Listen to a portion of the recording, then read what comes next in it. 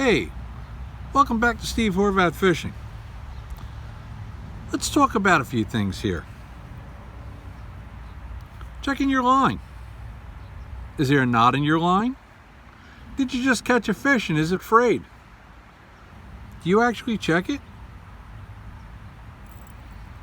You just got snagged with your chatterbait.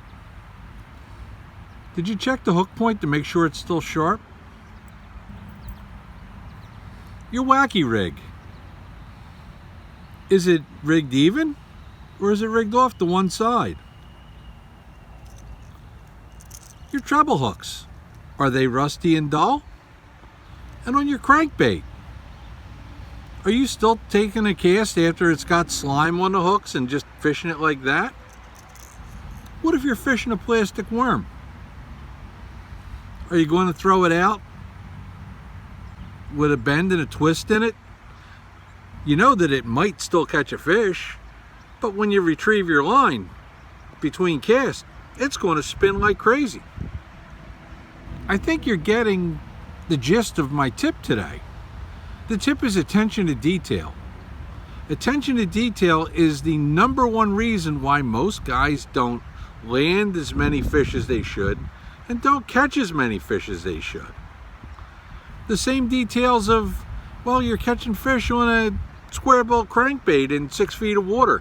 Now you're fishing 12 feet and you're still throwing that same crankbait out into nowhere. You're nowhere near the depth zone.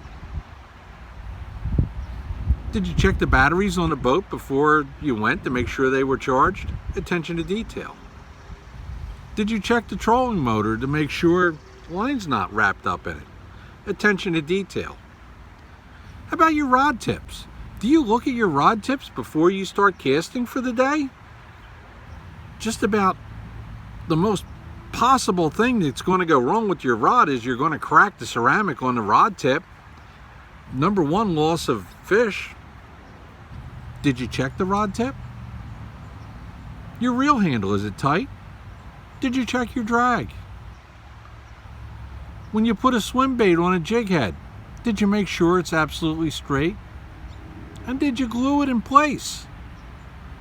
This is why attention to detail is, in my book, the number one thing that an angler needs to learn after they learn the basics of fishing.